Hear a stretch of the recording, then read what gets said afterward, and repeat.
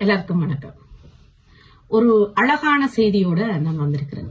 நான் ஒரு ஆங்கில வகுப்பு கொடுக்கிறேன். நான் அந்த ஆங்கில வகுப்புல 6 மாணவர்கள் இருக்கிறார்கள். கிட்டத்தட்ட 9 வயதிலிருந்து 11 வயதுக்கு உட்பட்ட மாணவர்கள் தான் அந்த 6 பேரும். 2 ஆண் குழந்தைகள், 4 பெண் குழந்தைகள். அந்த 4 பெண் குழந்தைகளில் ஒரு பெண் குழந்தை யாருடனும் பழக மாட்டார், யாருடனும் பேச மாட்டார், என்னோடு கூட அதிகம் பேச மாட்டார்.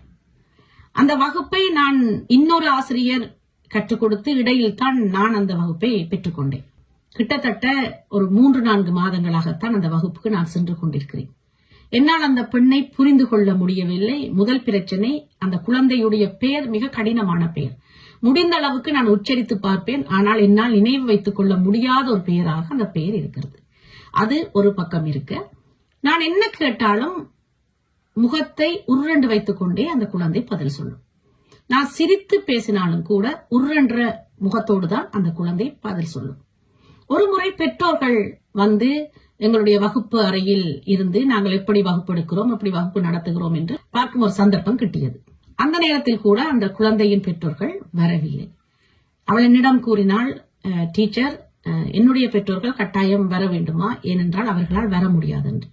நான் சொன்னேன், பரவாயில்லை, உனக்காக நான் இருக்கிறேன் என்று. அப்படித்தான் நாங்கள் எடுத்துக்கொள்ள வேண்டும் என்று சொல்லி நான் பணியாற்ற அந்த அசோசியேஷனின் கட்டுப்பாடு, பெற்றோர்கள் வராத குழந்தைகளுக்கு நாங்கள் தான் பெற்றோர்களாக இருக்க வேண்டும் என்ற ஒரு கட்டுப்பாடு. எப்பொழுதும் என் மனதில் நான் கற்றுக் கொடுக்கும் அத்தனை குழந்தைகளுக்கும் நான் தாய். அவர்கள் எத்தனை வயதை கொண்டிருந்தாலும் பரவாயில்லை, ஆனால் அத்தனை குழந்தைகளுக்கும் நான் ஒரு தாயாகவே இருப்பேன். அவர்களுக்கு என்ன பிரச்சனை என்றாலும் என்னிடம் எடுத்து தங்களுடைய பிரச்சனைகளை மனம் விட்டு பேசும் அளவுக்கு, நம்பிக்கை கொள்ளும் அளவுக்கு, அவர்களுக்கு சரியான ஒரு வழி நடத்தல் செய்யும் அளவுக்கு நான் ஒரு தாயாக இருக்கிறேன் என்ற நம்பிக்கையோடு இதை பேசிக்கொண்டு இருக்கிறேன். இப்படியாக வகுப்புகள் போய்கொண்டிருக்கிறது. அந்த குழந்தை யாருடனும் பழகுவதில்லை.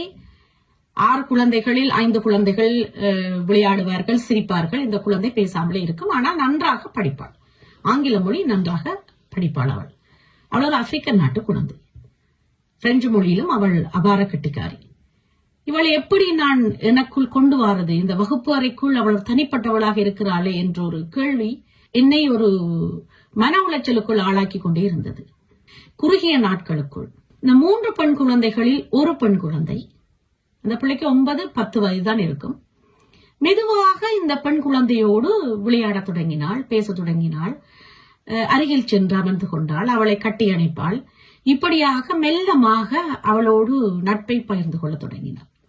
நான் எவ்வளவோ முயற்சி செய்தும் அவளை என்னால் மாற்றி விட முடியாமல் இருந்த பொழுது, இந்த 9-10 வயசு பெண் குழந்தை அவளுடைய மனநிலையை புரிந்து அவளோடு சேர்ந்து விளையாடி அவளை அந்த வகுப்பறைக்குள் 6 பேருக்குள் ஒருத்தியாக செய்துவிட்டாள். இப்ப 2-3 வாரங்களாக நான் பார்க்கிறேன், அந்த பெண் குழந்தையோடு, இந்த பேசாமல் அமைதியாக இருந்த பெண் குழந்தை ஓடுவாள், விளையாடுவாள், கட்டி அணைப்பாள், சிரிப்பாள். எனக்கு ஆச்சரியமாக இருந்தது. ஒரு சிறுமி இன்னொரு சிறுமியின் மனநிலையை புரிந்து கொண்டு அந்த குழந்தையை தன்வயப்படுத்தி ஒரு சாதாரண குழந்தையாக அந்த வகுப்பறையில் 1 மணி நேரம் இருக்கும் அந்த வகுப்பறையில் மாற்றி வைத்திருக்கிறாள் என்று நினைக்கும் பொழுது அந்த சிறுமியை நினைத்து எனக்கு பெருமையாக இருக்கும்.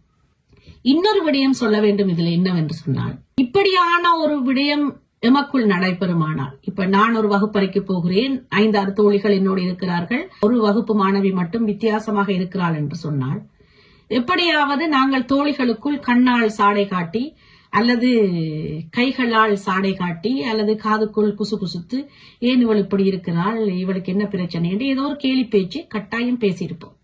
ஆனால் அந்த 5 குழந்தைகளும் ஒரு நாளும் இந்த குழந்தையை பற்றி ஒரு வார்த்தையும் தவறாக கூறியது இல்லை. வகுப்பறையை விட்டு வெளியேறும் பொழுது அவரவர்களுடைய பெற்றோர்களுடன் சென்று விடுவார்கள். ஆகவே அந்த 5 பேரும் சந்திக்க வாய்ப்பு இல்லை. வகுப்பறைக்கு வந்தாலும் கூட இந்த பிள்ளை செய்யும் சில முகசுளிப்புகளை அவர்கள் கண்டம் காணாதது போல இருந்து விடுவார்கள். எந்த காரணத்தை கொண்டும் தமக்குள் ஒரு குசுகுசுப்போ அல்லது நகைச்சுவை பேச்சோ அல்லது கேலியோ கிண்டலோ அந்த குழந்தைகள் செய்ததில்லை. உண்மையில் அந்த குழந்தைகளின் மனதை எண்ணும் பொழுது எனக்கு பெருமையாக இருக்கிறது. இப்படி நாமும் இருந்து விட்டால் எங்களோடு அத்தனை பேரும் மகிழ்ச்சியாகவும் மன நிம்மதியாகவும் இருக்கக்கூடும் என்று நினைக்கிறேன். இதை பற்றி நீங்கள் என்ன நினைக்கிறீர்கள்? உங்களுடைய கருத்துக்காக காத்திருக்கிறேன். அது வரைக்கும் வணக்கம்.